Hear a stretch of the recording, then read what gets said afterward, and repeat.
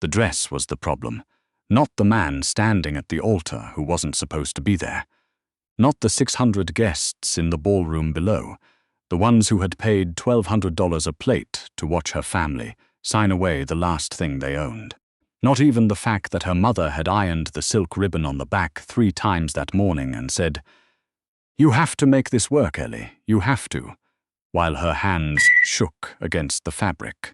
The dress was the problem because it fit perfectly, and that meant someone had planned this far in advance. Ellie Marsh. No, not Marsh anymore. That was the whole point. That was what tonight was supposed to fix. Stood at the top of the staircase and looked down at the Hargrove Foundation Gala and understood, with the particular clarity that comes only when everything has already gone wrong, that she had been a line item in someone's budget since before she'd ever met Preston Cale.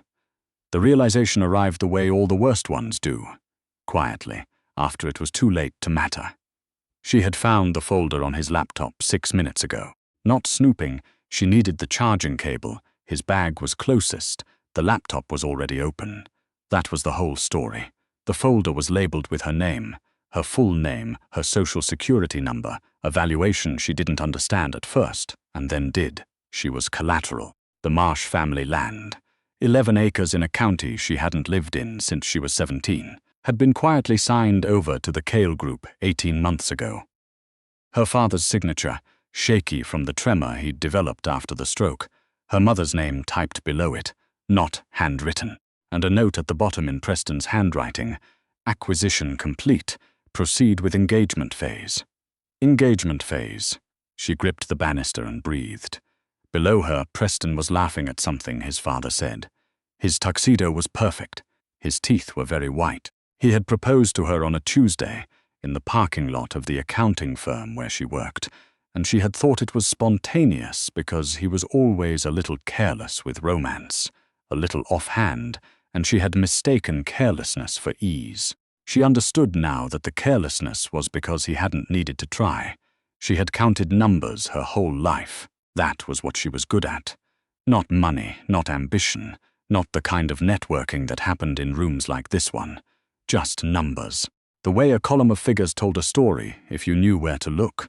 The way a discrepancy in a spreadsheet whispered before it shouted. She had worked double shifts at the accounting firm for 4 years to pull her family out of the specific kind of quiet poverty that looks fine from the outside, the kind where you don't eat lunch, but you iron your blouse. She had done the math on every decision she'd ever made. She had not done the math on Preston. Her phone buzzed. A text from her mother. "How does it look?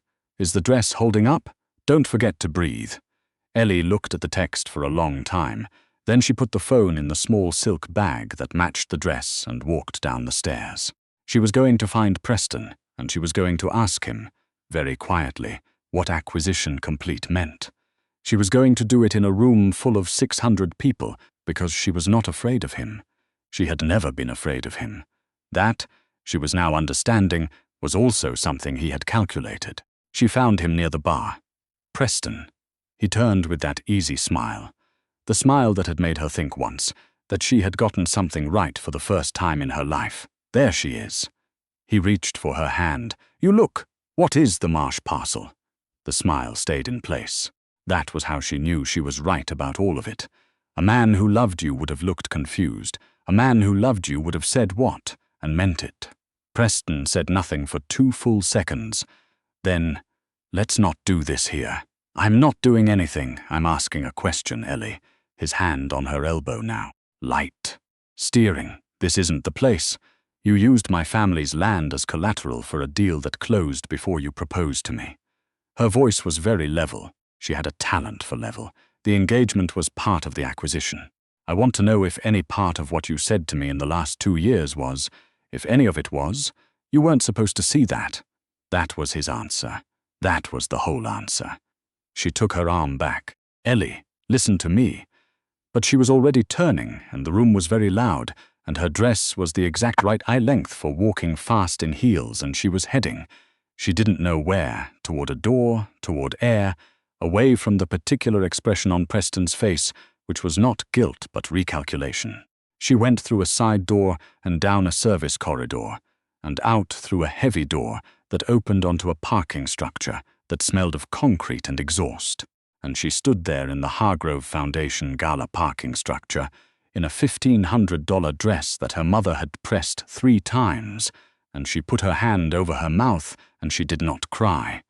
She didn't cry because she was furious, and fury in her experience was cleaner than grief and more useful. What she needed was a plan. What she had was a dress, a small silk bag, $43 in cash, and the knowledge that her family had already signed the land over, which meant that whatever happened tonight, they didn't get it back on the basis of her walking out. She needed a lawyer, she needed a forensic accountant, and she needed a way to get her family out of whatever arrangement Preston's father had put them in, which meant she needed leverage, which meant she needed. "You're calculating something." The voice came from the shadows near the far pillar. Not aggressive, not alarmed, just observational. The way someone states a fact about weather, she spun. The man standing near the pillar was not someone you would miss in a room. She didn't know how she had missed him. He was tall in the specific way that wasn't about height exactly, but about how much space a person occupied. And he was in a black tuxedo that fit the way expensive things fit when they're not trying to prove anything. Dark hair, going silver at the temples. A scar running from the left corner of his mouth toward his jaw, old and settled. He was holding a glass of something dark, and he was watching her with the expression of someone who has seen a great many things and found most of them predictable.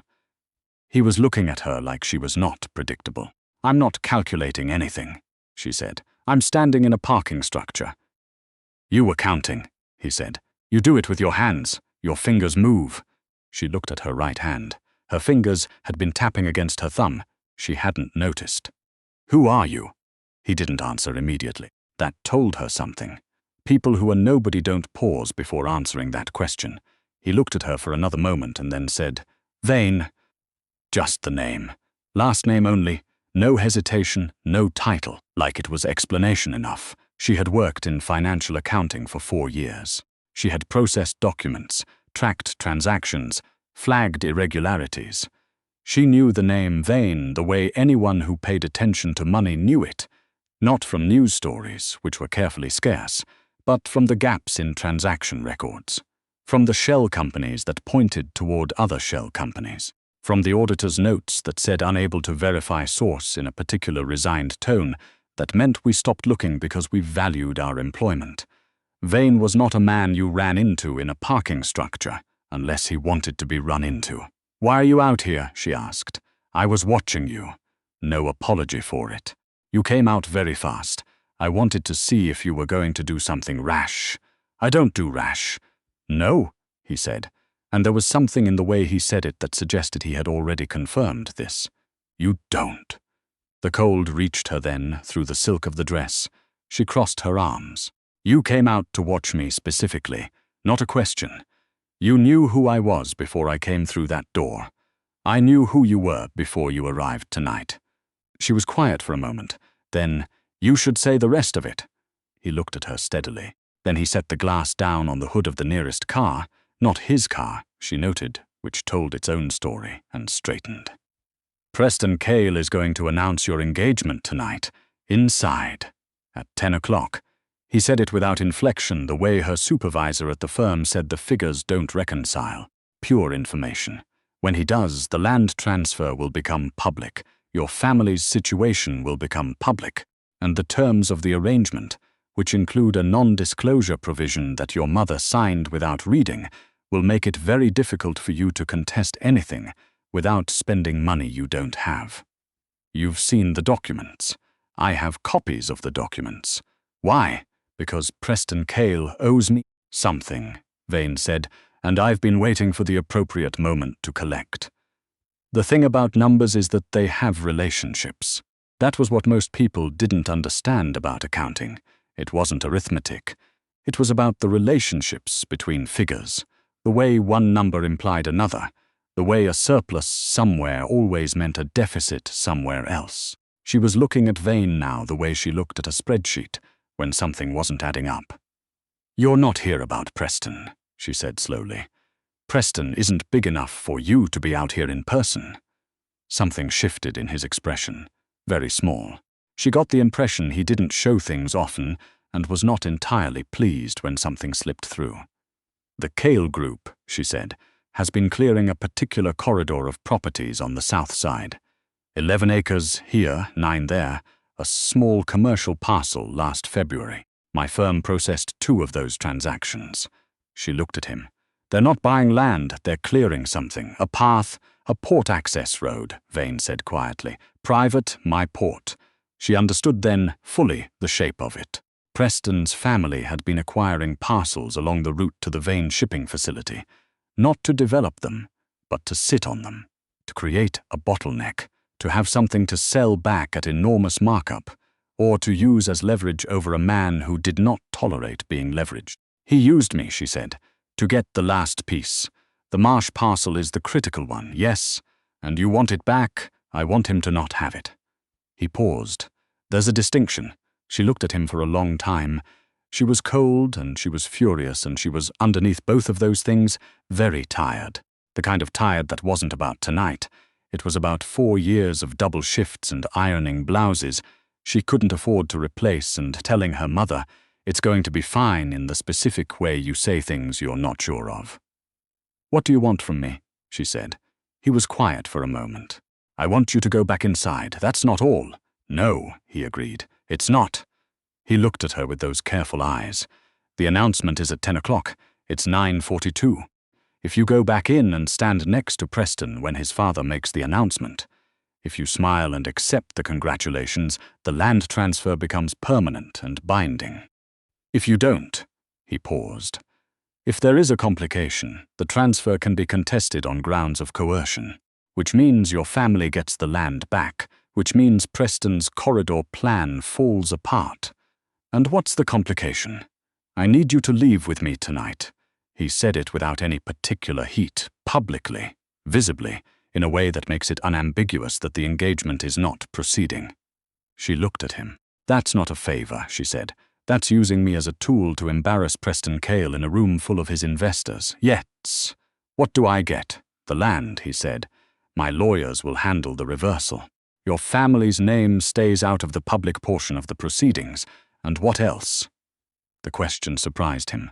She saw it, the very slight recalibration behind his eyes. I'm worth more than the land, she said.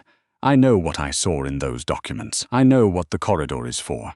I'm the person who can explain it in a way that a court will understand. That's not a minor thing. He looked at her for a long moment. Then something that might, in different light, have been respect moved across his face and was gone. What do you want? He said. A job. She said it before she'd fully decided to. Real work. Not a favor. Not charity. I can track money in ways your people apparently can't, or Preston would have been caught 18 months ago. I want a contract, a salary that matches the work, and documentation that doesn't put me inside anything illegal. She held his gaze. Those are my terms. The silence between them was long enough to be its own kind of conversation. You're very calm, Vane said, for someone whose engagement just ended in a parking structure. It didn't end, she said. I'm ending it. There's a difference. At 9:58, Ellie walked back through the side door and into the Hargrove Foundation Gala. The room smelled of champagne and the kind of perfume that announces itself 3 minutes before the person arrives. 600 people in their most expensive clothes. Preston's father at the front of the room, adjusting his notes at the podium. Preston himself near the right side of the stage, and she could see the exact moment he saw her come in. The relief, the recalculation, the reset. He started to move toward her. Vane came in behind her. She heard the room shift before she saw it, the specific change in ambient noise when people recognize someone, and the recognition moves through a crowd like a current. Vane didn't acknowledge it. He walked exactly as he had in the parking structure, deliberate, unhurried, taking up the amount of space that was simply his. He stopped beside her, not touching, not performing, just standing there close enough to be a statement. Preston stopped moving. At the podium, his father was saying something about the future, about partnerships, about how certain alliances represented the kind of Ellie. Preston's voice was very quiet. "What are you doing? I'm standing at a party," she said. "I'm allowed to stand at a party." "Who is?" He looked at Vane and something moved through his face that was not quite fear but was related to it. "Ellie, step away from him." "Why? Because you don't know what Preston." She said his name the way you say the name of someone you're dismissing. Cleanly, without heat. I read the folder. For a moment he just looked at her. Then his father's voice filled the room, "And we are delighted tonight to announce." And Ellie turned toward the exit and Vane moved with her, and behind them she heard Preston's father pause mid-sentence, heard the murmur roll through the room, heard someone say Vane's name with the particular compression of someone who has just understood something important. She didn't look back. They walked out through the main entrance, past the valise, into the cold night air. A black car was already there. The door was already open. The driver didn't look up. She stood on the sidewalk and looked at the car, and then at Vane. "Where are we going?" she asked. "My offices. My lawyers will need your account of the documents tonight while the timeline is clean." She nodded. She had known it would be businesslike. She had counted on it being businesslike. That was the part she understood. "The contract terms we discussed," she said. "We'll draft them tonight. I want independent counsel before I sign anything. I'll have someone available." She got into the car. He got in on the other side. The door closed and the city moved past the window, and she looked at her hands in her lap, the dress, the silk bag, the $43, and she thought about her mother ironing the ribbon 3 times and saying, "You have to make this work." "Can I ask you something?" she said. "Yes. You had this planned, the timing, the car." She looked at him. "How long have you been watching the Kale situation?" 8 months, he said. "And you didn't move until tonight." "I was waiting for the right variable." She looked out the window at the city going past. "I'm not a variable." "No," Vane said, and he was looking straight ahead, and his voice had the quality of someone making a correction they mean to keep. "You're not." The offices were on the 34th floor of a building she had passed 100 times on her way to work. She had never thought about what was inside it. That was, she supposed, the point. His people were already there. 2 attorneys, a man with a laptop who didn't introduce himself, and a woman who handed Ellie a coffee before she'd sat down and said, "We'll need your account from the beginning, as specifically as you can manage." Ellie sat down and wrapped her hands around the coffee and told them everything. She was specific. She had been trained to be specific. She told them about the charging cable, about the folder, about the valuation figure, about the note in Preston's handwriting. She told them about the parcels her firm had processed, the non-disclosure her mother had signed, the shape of the corridor. The attorneys listened and typed, and occasionally looked at each other. Vane sat at the far end of the table and watched her in the way she was coming to understand was simply how he watched things, without judgment, without the performance of attention, but missing nothing. When she was done, the senior attorney said, "This is sufficient. We can file for reversal by morning." Ellie nodded. "Your family won't need to be present for the initial proceedings," the attorney added. "We'll keep their names out of the filings as long as we can." "Thank you." The attorney looked at Vane. Vane nodded once. The attorneys closed their laptops and filed out. The man who hadn't introduced himself left too, and then it was just Ellie and Vane in the large, quiet room, and the city was very bright through the floor-to-ceiling windows, and she was still in the dress. She realized, very tired. "You should go home," Vane said. "I'm not done." She straightened. "The contract tomorrow will be. I'd like to establish the terms tonight." She looked at him. "I understand if you'd rather not, but I've been operating on the assumption that the agreement we made in the parking structure holds, and I've been giving you a great deal of information on that basis, and I want it in writing before I leave this room." He looked at her steadily. Then he picked up the phone on the desk and said, "Send Hartley back in." The contract took 40 minutes. It was more generous than she had expected.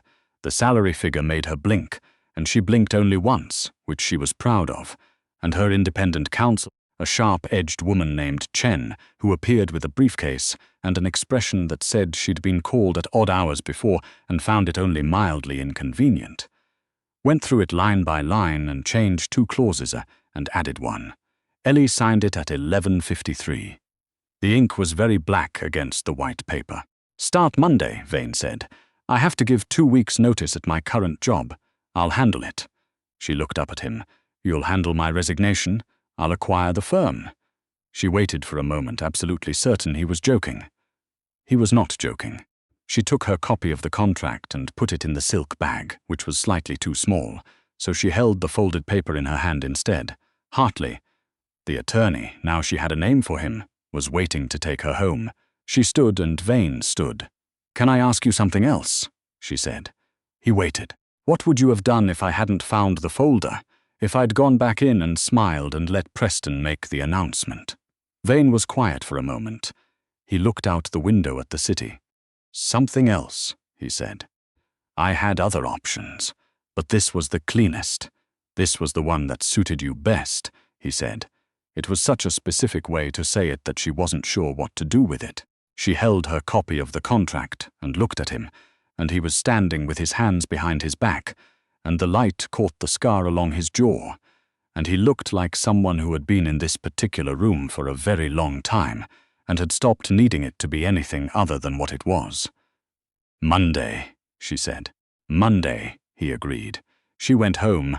The apartment was small, the kind of small that she'd always told herself was temporary. She put her keys on the hook and sat on the bed in the dress and called her mother. Her mother answered on the second ring. "How did it go? Did the ribbon hold?" The ribbon held. Ellie looked at the contract in her hand. "Mum, I need to tell you something, and I need you to just listen all the way through before you say anything." There was a pause. "Oh, baby, don't oh baby me yet. It's not bad." She pressed her hand flat on the contract. "Actually, it might be okay. It might actually be okay for the first time in a while." Her mother was quiet. Then, "You sound different. I feel different. Different how?" She thought about the parking structure, the numbers tapping against her thumb. The way Vane had said, "You're not a variable," with the particular tone of someone restating a thing they intended to stay corrected. "I feel like myself," she said. "I think that's different." Her mother exhaled slowly on the other end of the line. Outside the apartment window, the city carried on being enormous and indifferent and full of accounts she hadn't balanced yet. She looked at the contract. She thought about Monday. The dress, she decided, she would get dry cleaned. It wasn't the dress's fault it had been chosen for the wrong occasion. You could iron a thing wrong end up, and it still held its shape, if it was made right. She had always been made right. She was only now starting to verify it.